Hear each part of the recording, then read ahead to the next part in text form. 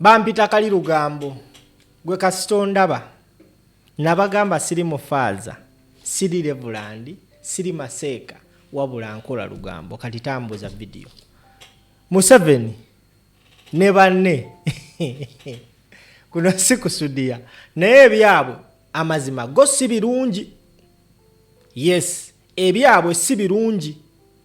Omusajja gwe bayita Madowo atabukidde Museveni amuzeemu enebera party 4 party 5 muze mulaba ever since Robert Kyagulanyi Ssentamu Bobi Wine lwe yakyaza Madowo mu Uganda abadde tajja kigere. Whatever happens in Uganda, whatever atrocity that happens in Uganda, Madowo nga kiri credible, Madowo must post that. Tambuza video ndukuwe. At only 1.5 million osobola okuba ng'ofuna ettaka mu Jolo Quality Properties. Simply call that number eri awo wansi awo. Omukyalo oyo mugamba akalamuka nawedde simple yakakuba naye mbadde njagala ttaka agenda kuba nga akunnyonnyola.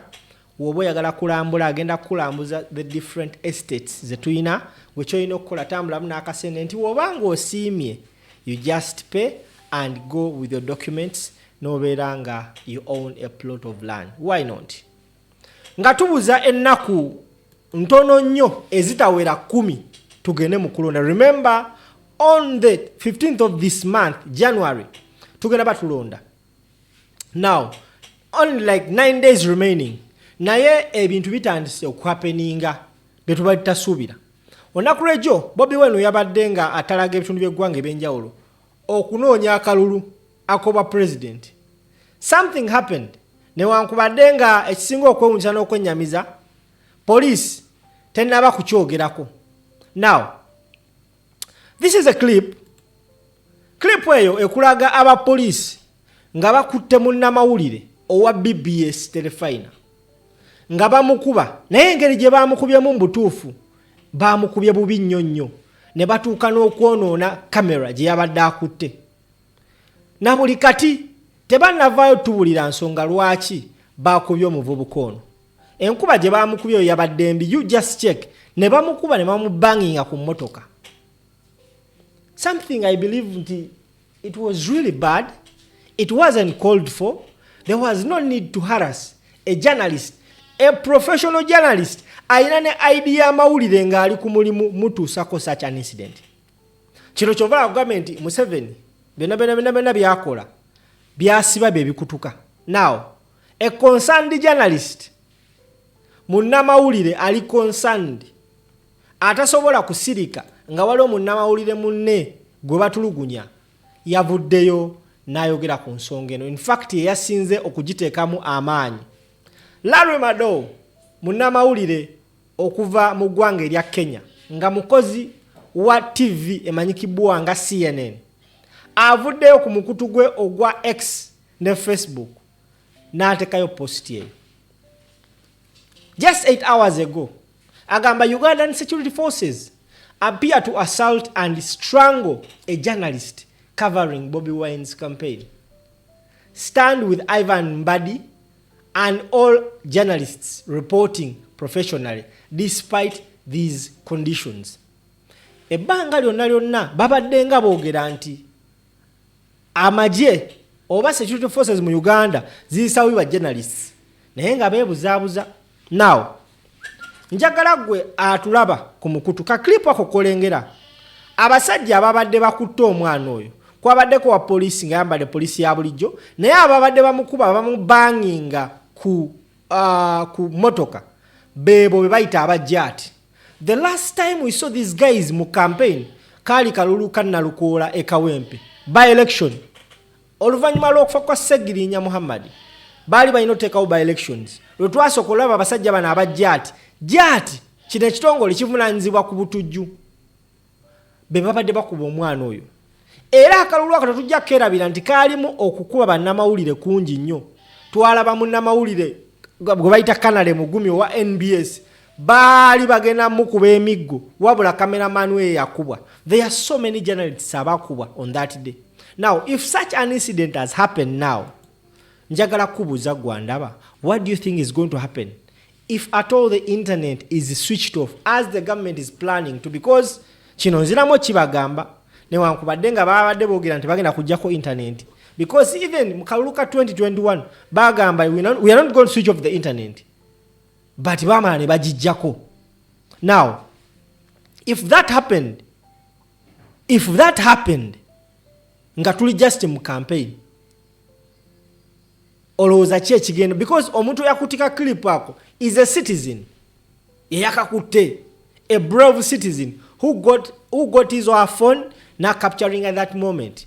Singa teyakakutte Larry Madowo yani bayita postinga. Even so many people bakapostinze, President Bobi Wine yakapostinze, and so many people. It has got very many people's attention. Though this is part of the bujulizi, people are piling. Because this time around, I don't think Bobi Wine agenda twala omusango mu kooti ya Museveni. Yabagambe nti kiggwera mu abantu, kooti y'abantu. We have seen so many people being brutally beaten. Nenga laba musajja kyakoze omwana.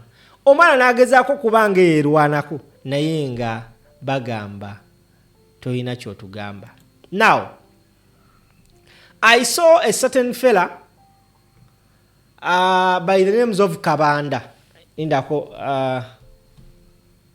kansoke njinonyo wano tweet. Now Uganda oba just ngambe nti batukolimira bukolimizi, waliwo ebintu ebimu byetwagala okukola kale tugambe nti ne waba Kabampaane. I strongly believe nti Kabampaane ayina waakoma. Tuleme okukkiriza Kabampaane atagoinge beyond our understanding.